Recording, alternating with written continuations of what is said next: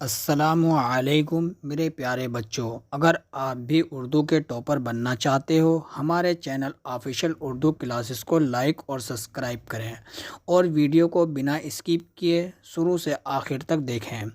اس video کے ذریعے ہم آپ کو سبھی مشکل الفاظوں کے معنی بتائیں گے اور سبھی مشکل سوالوں کے جواب بھی بتائیں گے، جو کہ آپ کے امتحان کے لیے بہت زیادہ فائدہ مند ثابت ہوں گے۔ سبق نمبر 1، میرا ہندوستان وطن۔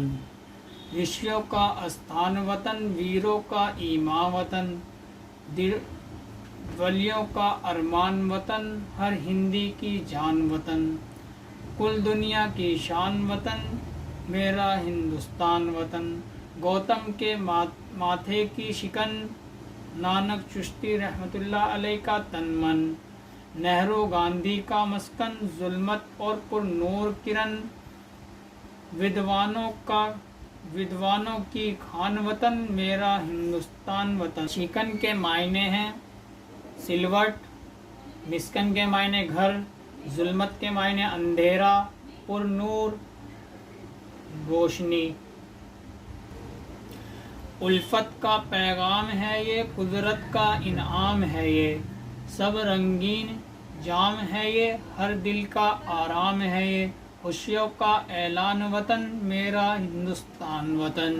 جام کے معنی ہے پیالہ، الفت کے معنی ہے پیار،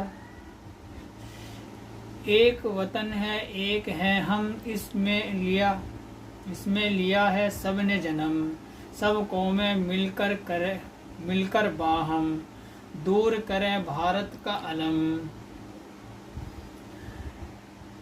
ہے ہم سب کی شان وطن، میرا ہندوستان وطن۔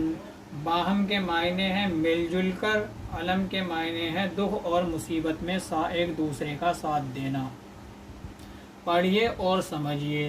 رشی کہتے ہیں سادھو اور جوگی کو، ولی کہتے ہیں خدا کا دوست، خدا پرست، شکن کہتے ہیں سلوٹ، مسکن کے معنی ہے رہنے کی جگہ، ظلمت کے معنی اندھیرا تاریکی، پر نور کے معنی ہے نور سے بھرا ہوا یعنی روشن، الفت پیالہ پیار محبت، قدرت کا انعام خدا کا انعام، جام کے معنی ہے پیالہ، باہم مل جل کر، علم دکھ مصیبت۔ سوچئے اور بتائیے۔ شاعر نے ہندوستان کو دنیا کی شان کیوں کہا ہے؟ شاعر نے ہندوستان کو دنیا کی شان اس لیے کہا ہے کیونکہ یہاں رشی، ولی، ویر یہ سب مل کر ایک ساتھ رہتے ہیں، کل دنیا کی شان ہے۔ ظلمت میں پر نور کرن سے کیا مراد ہے؟ ظلمت میں پر نور سے مراد یہ ہے کہ گوتم، نانک، نہرو ان سب کا گھر ایک ہی جگہ ہے، اس لیے اندھیری رات میں اجالے کی روشنی۔ نے ہندوستان کو قدرت کا انعام کیوں کہا؟ شاعر نے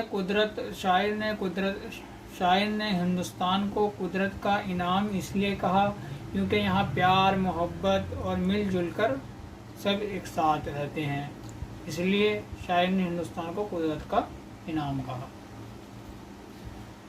بھارت کا علم کس طرح دور کیا جاتا ہے؟ بھارت کا علم آپس میں بھائی چارگی اور آپس میں میل جول رہ کر دور کیا جا سکتا ہے۔ نیچے دیے ہوئے مصرعوں کو مناسب لفظوں سے پر کرو۔ کا استھان وطن، رشیوں کا استھان وطن، ہر ہندی کی وطن، ہر ہندی کی جان وطن، تو اس میں دوسرے میں جان آئے گا، میرا وطن، میرا ہندوستان وطن، اس میں ہندوستان آئے گا، ہر دل کا ہے یہ،